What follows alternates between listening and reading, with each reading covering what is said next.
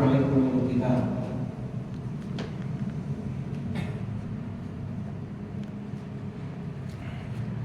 Oh ya. Baik. Assalamualaikum warahmatullahi wabarakatuh. Alhamdulillahilladzi khalaqal mauta wal hayata liyabluwakum ayyukum ahsanu amalan wa huwal azizul ghafur. Asyhadu an la ilaha illallah wahdahu la syarika lahu wa asyhadu anna Muhammadan 'abduhu wa rasuluhu la nabiyya ba'dahu. Allahumma shalli wa sallim ala sayyidina Muhammadin wa ala alihi wa ashabihi wa man tabi'ahum bi ihsan ila yaumil din. Jamaah taksir yang dirahmati Allah, sebagai tambahan taksir pada malam hari ini kita akan tadabbur Al-Quran. Kita akan mencoba untuk memahami, mengartikan, menerjemahkan dalam berbagai perspektif para mufassir atau ahli tafsir terhadap ayat ini.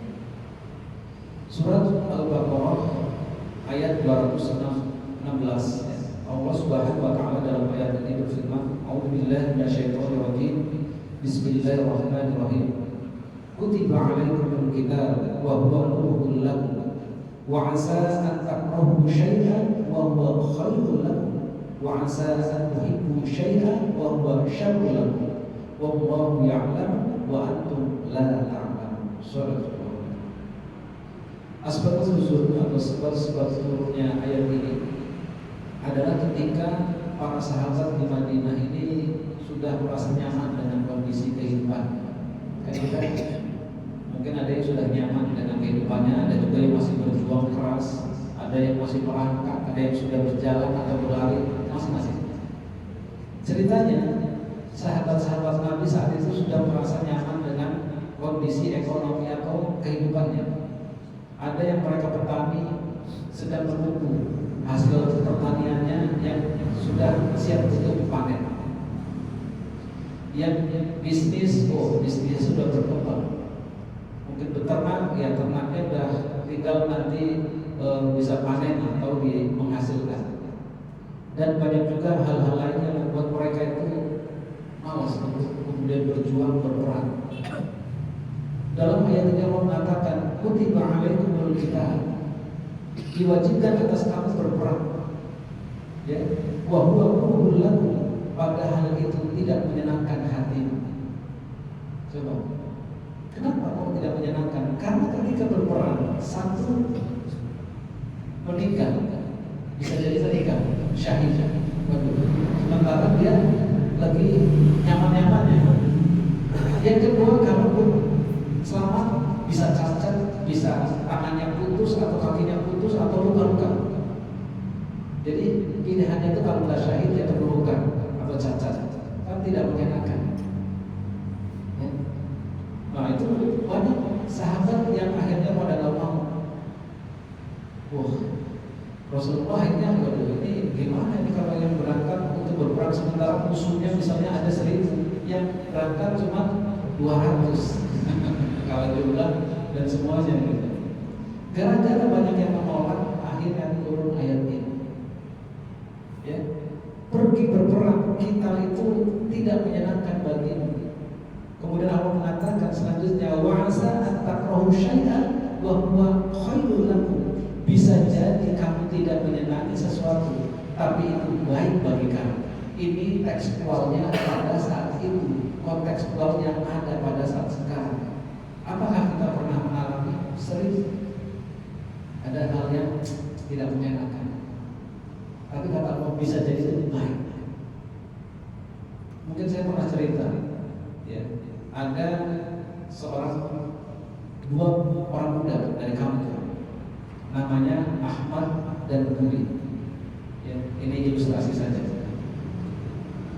Dari SD, SMP sampai SMA itu bareng. Terakhirnya dia masuk sekolah kejuruan di SMK. Ya, cita-citanya pun sama. Pengen masuk ITB, bukan Institut Teknologi, bukan ya, Institut Teknologi Bandung. Tes mereka, qadarullah, si Budi diterima. si Ahmad tidak. Padahal pintaran gue deh kata Ahmad, kayaknya pintaran saya dikit deh. Tapi kenapa dia mau diterima? Ahmad ini berprasangka baik sama Allah. Pasti Allah punya rencana buat saya, tenang aja lah. Bismillah aja deh. Akhirnya apa? Si Budi dia berangkat ke Bandung untuk kuliah, ya. Si Ahmad berangkat dan sekarang untuk kerja. Sambil kerja dia sambil kuliah, ya. Singkat cerita, karena ini Ahmad memang rajin ibadah, dari kampungnya juga rajin sholat, gak pernah tinggal, ya. Di sela-sela dia kerja kuliah, kemudian dia orangnya baik sama siapapun. Kadang dia kita diajarin sama supir-supir yang lagi istirahat, dia jadi bisa nyupir, ya. Singkat cerita, akhirnya dia yang tadinya karyawan biasa, kadang dia untuk gantiin supir-supir itu pada kemana. Suatu hari big bosnya yang punya perusahaan kantornya di Jakarta ini supirnya izin karena memperawat ibunya di kampung, jadi minta diganti siapa kira-kira orang. Saya siapa nih? Akhirnya dia bilang ke HRD-nya di telepon yang di sekarang, ada nggak supir yang muda gitu, jangan tua-tua banget. Ini karyawan biasa bos, tapi dia interview biasanya harus jadi supir. Namanya Ahmad. Itu coba deh di tes dulu gitu. Akhirnya suruh ke Jakarta di tes, ya. Akhirnya nyaman, mungkin bapaknya bagus, kemudian orangnya sopan. Ya udah, mulai hari ini kamu jadi supir saya, gajinya gaji ini apa, pabrik plus ya dapat nanti sekali-kali dari saya. Alhamdulillah, naik derajat kan ya. Oke, dia cerita, tapi saya kuliah bos, setiap libur Sabtu Minggu saya kuliah. Apa? Bawa mobil aja, coba. Kalau mobilnya kan mahal. Iya. Jadi kalau itu kamu pakai yang terserah yang mana aja. Saya pakai yang ini aja deh, yang Avanza aja. Pada Alfa, pada mobil mahal-mahal. Saya Avanza aja bos. Ya, kasih bensin setiap Jumat Sabtu. Oke, singkat cerita, dia akhirnya selesai kuliahnya. Ya, selesai kuliahnya dengan nilai kumlot 3,8. Wah, kan bagus ya.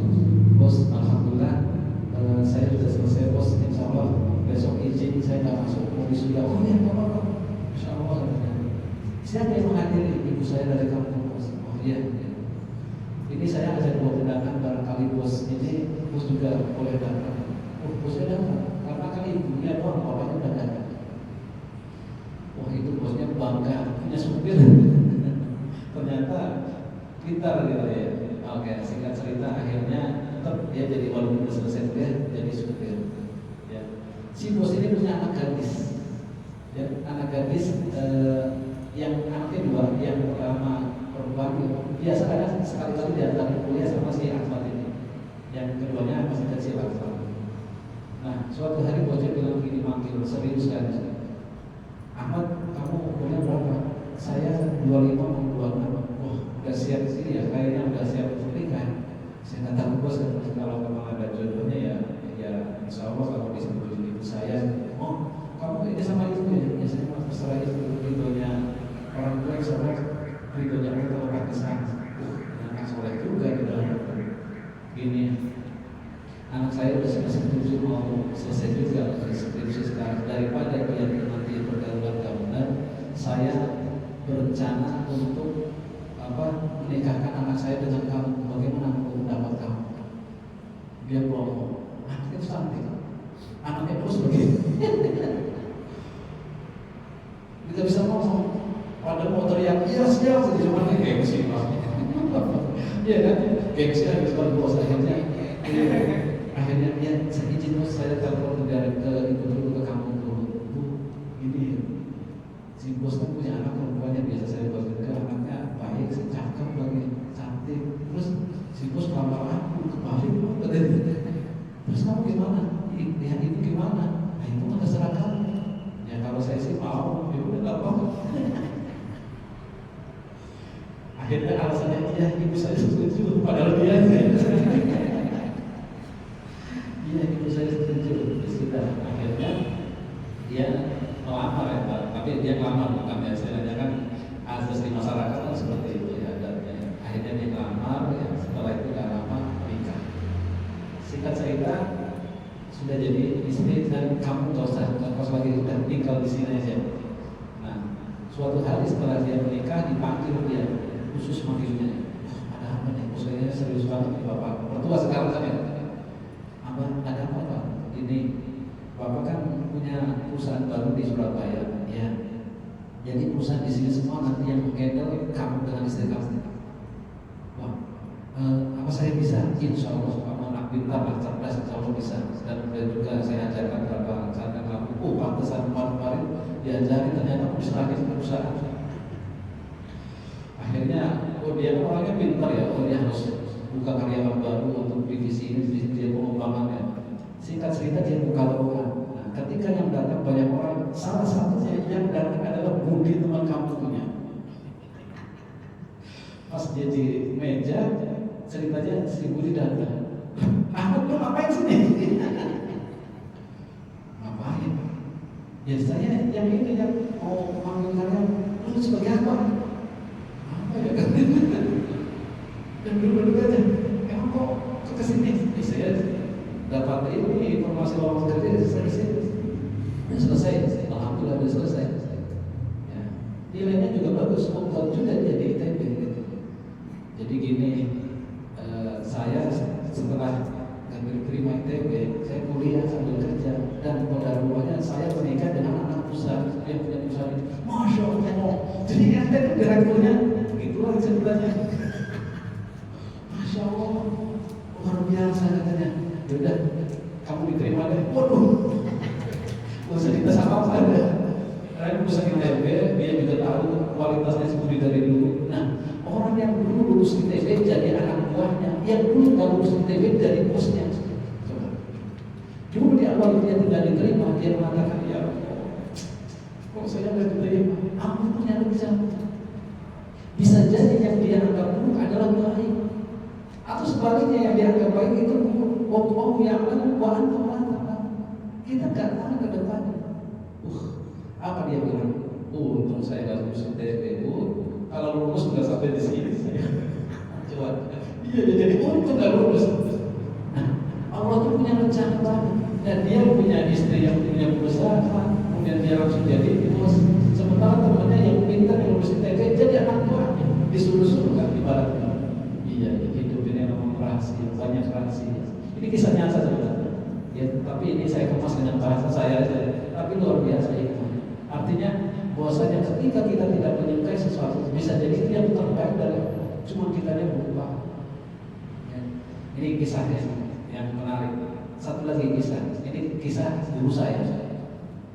Guru saya, Profesor Dr. Ahmad Mubarak MA, mungkin pernah dengar atau lihat di TV karena saya pernah jadi salah satu pendiri Partai Demokrat. Pernah dicalonkan jadi Menteri Pendidikan dan Menteri Agama, tapi nggak pernah mau sama SBY. Kenapa dicalonkan? Nah, ini orang yang musuh SBY sampai jadi presiden 2 kali itu baratnya yang bantuin. Suatu hari beliau itu kisahnya karena pas beberapa tahun yang lalu dia menikah sudah 18 tahun. Nikah 18 tahun gak punya anak, ya kan? Akhirnya istrinya bilang, manggilnya abah, nggak kepengen nikah lagi. Nggak kepengen nikah lagi, kesalahan sih itu.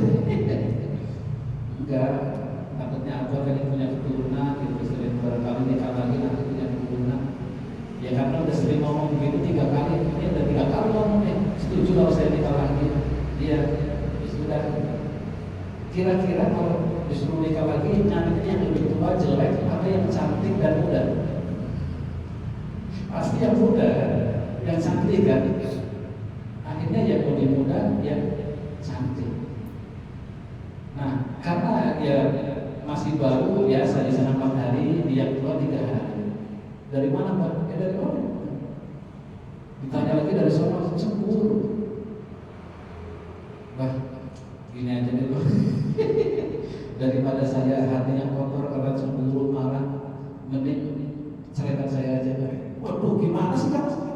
Yang dulu kamu yang nikah kan? Sekarang suruh cerai gimana sih?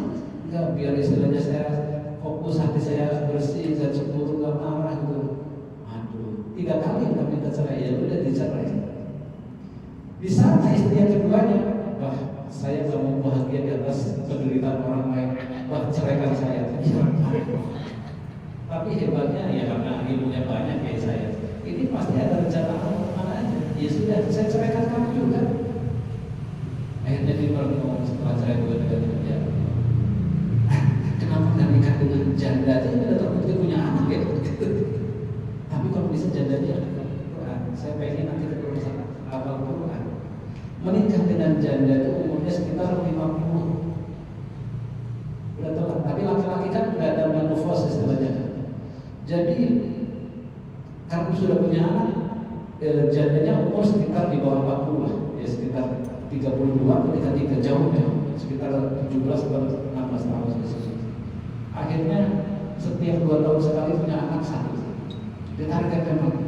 Akhirnya punya anak 6 dari janda ini, dan 5 diantaranya sudah hafal Quran.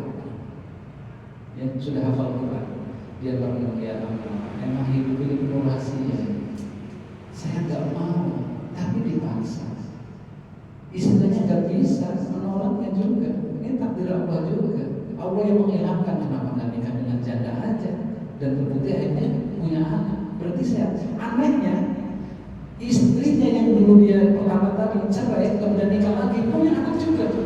Coba ini kan jalan hidup, berarti takdir kan. Kalau memang mau mandul, ya sudah, dengan yang kedua juga mandul kan. Dia punya anak, dengan yang kedua di sana juga punya anak. Coba ini kadang aneh begitu. Itulah hidup. Ya ini bagian takdir. Nah, dulu ketika awal-awal itu mengatakan ini jelek, cerai 2 kali kan jelek. Pandangan orang nggak baik, tapi ini bersyukur. Ya, karena dia memang orang yang alim ya, profesor istilahnya. Ya udah, dia bagi pengalaman dengan kita, bagi kita semua. Artinya apa? Janganlah sekalipun ya ketika kita mendapatkan suatu hal yang tidak mengenakan, keburukan itu belum tentu bisa jadi kebaikan. Ada hikmah di dalamnya yang kadang kita nggak tahu. Karena apa? Manusia sifatnya terbatas, ilmu terbatas, itu terbatas oleh ruang dan waktu. Gak tahu 5 tahun atau 10 tahun ke depan. Maka sikap kita dalam menghadapi ujian atau berhusnuzon. Nah ini penting. Ya. Makanya di sini wallahu ya'lamu wa antum la ta'lamun. Allah tahu, sedangkan kamu tidak mengetahui. Mudah-mudahan ayat ini dan cerita tadi menginspirasi kita, menambah keimanan kita kepada Allah, dan mudah-mudahan senantiasa berprasangka baik kepada Allah.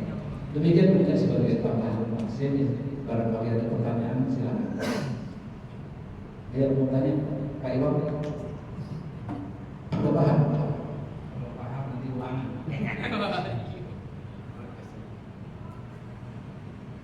Sebut dulu. Baik. Ya. Kita tutup dengan baca doa kafaratul majelis. Subhanallah wa bihamdika asyhadu an la ilaha illa anta astaghfiruka wa atubu ilaik. Dari saya Ibrahim. Assalamualaikum warahmatullahi wabarakatuh.